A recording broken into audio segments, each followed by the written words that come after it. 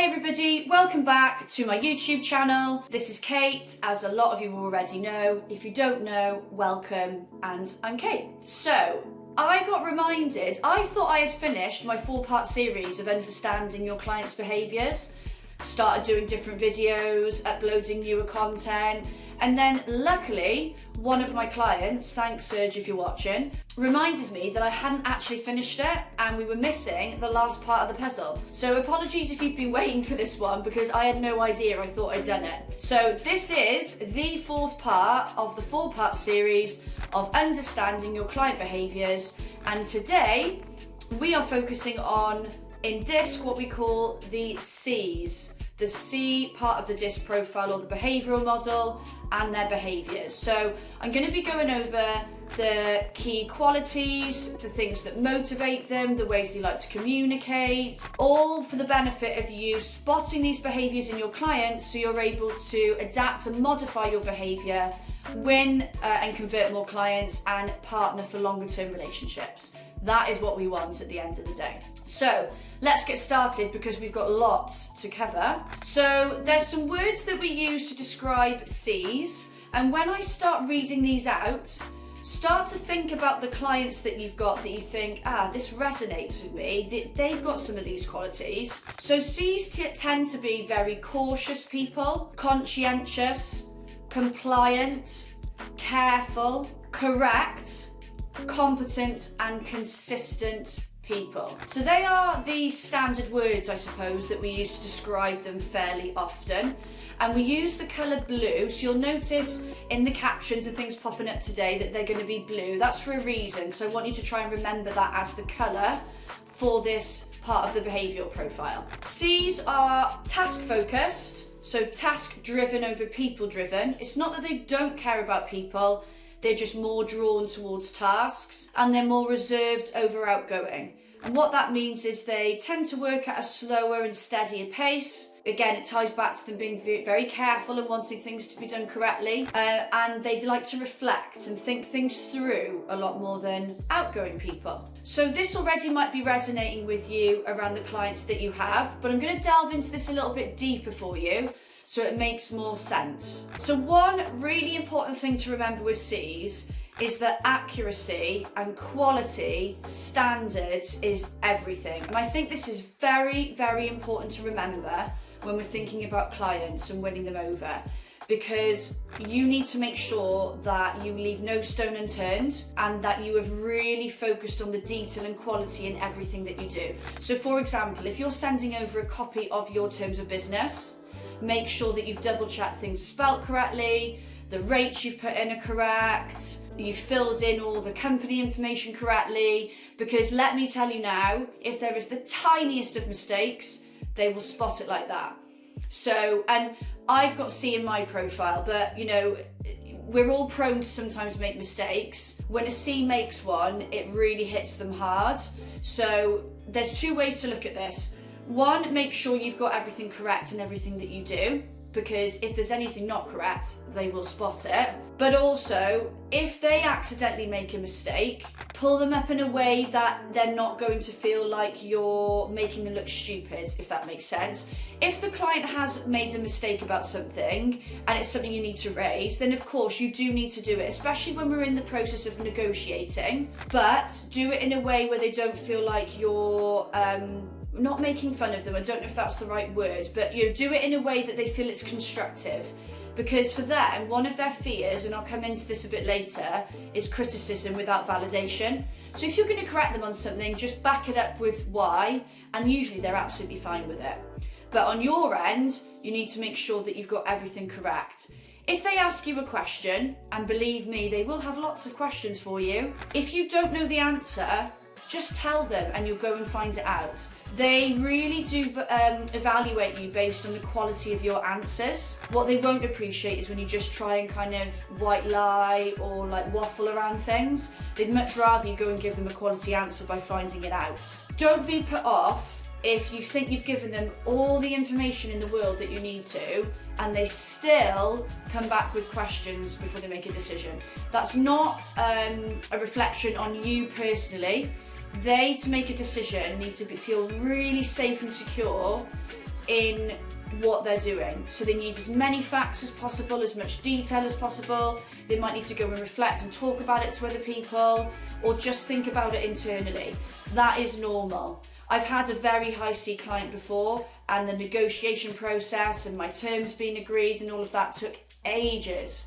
We got there in the end, but I needed to play ball a little bit to get the business over the line. C's absolutely love admin. They love things, boxes being ticked, processes, procedures, ways of working. So one way to try and win over a C client is by selling in the dream or the prospect, so we're not going to lie about it, it's true, of helping them perfect their processes, better their recruitment systems, help them streamline things, however you want to word it. They like that. They like order, detail, accuracy, things like tech, you know, your CRM, the effect that that's going to have on them, the different integrations that you use, all of that they will absolutely love, and they will want to hear about it and how that's going to benefit their business. So talk about it to them. Really key thing to remember with C's, they like a paper trail, and initially they prefer formal communication. So you might find that if you are trying to pick up the phone to this prospect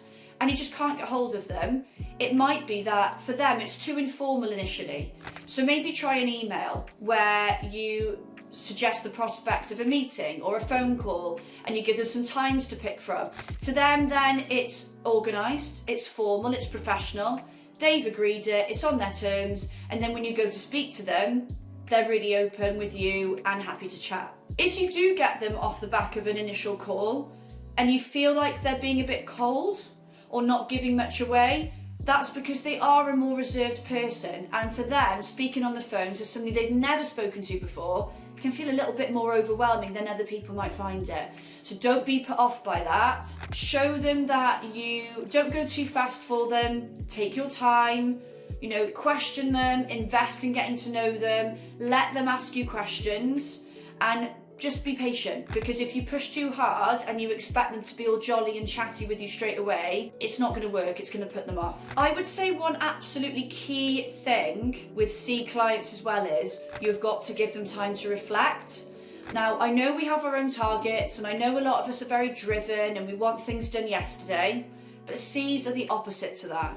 And if you were trying to get them to come back on a placement you've made, or if we rewind too early on in the process before we've even won the client to decide whether they want to let you work a position, they're not the types of people all the time that there and then in a call will be like, yeah, happy for you to work it, agreeing to those terms, crack on. They're just not.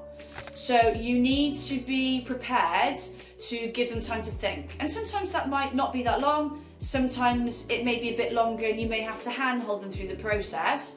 But if you, like I've just said, if you try and push them, they will resist. So you've got to give them all the detail they need, let them reflect and go and think about it. You will get an answer from them, but you've just got to appreciate the different pace of work. When you are communicating with C's, this is what I find really interesting about them. So if you've watched part 1 of understanding your client behaviours, I was talking about D's and how they like to be very direct, almost bullet point when they're speaking, straight to the point, give me the info, done. C's are quite similar, so when you're talking to them, they want facts, data, info, straight to the point. If I ask you a question, I'd like a straight answer that's very factual. But what's really interesting about them is that when you ask them a question, you will get their life story. And if you are more of a D and I type person yourself, you may start to lose interest as they're telling you the story, because it is very detailed and long and very drawn out. But they feel that they want to give you a quality answer. So when you're having, say, business development conversations, make sure that you're listening, because they're giving you lots of detail that they want you to know and they feel is important. So you are going to have to make notes. And I drill this into everyone anyway, but 100% get this all in the CRM, because they will expect you to remember it. And if you don't, you will go down in their estimations, essentially. So it's really important to log everything. Also, in emails, bear that in mind as well. Get to the point, be direct, but you might get some lengthy emails back from them as well. So expect that. So I want to finish by touching on C's fears, because this can be a big indicator of what might trigger a client when you're trying to build a relationship with them. So one of the things that they don't react well to often is criticism without validation. So because they focus so much on quality, it's so important to them.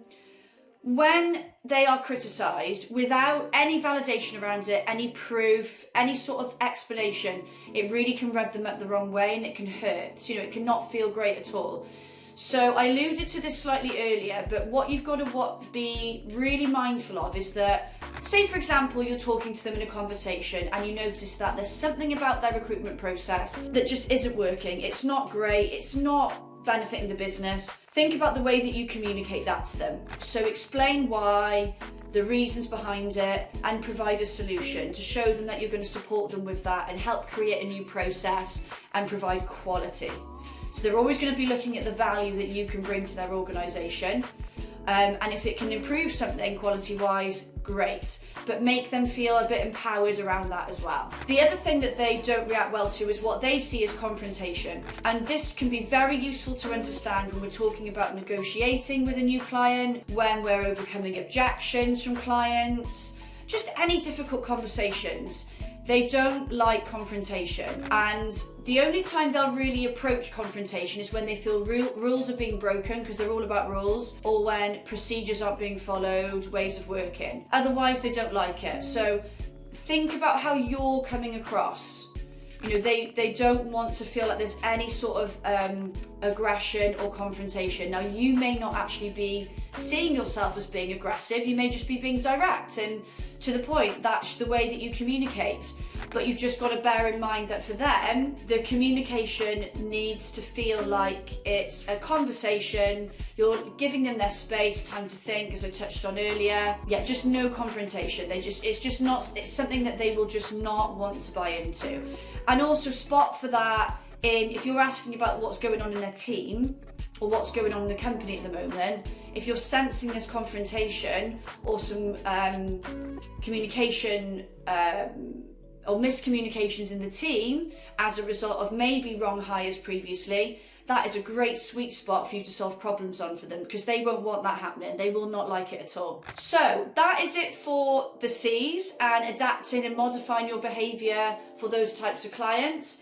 DISC is a massive subject. I know I've kind of gone through this full part series in a whirlwind, and some of you may still have lots of questions.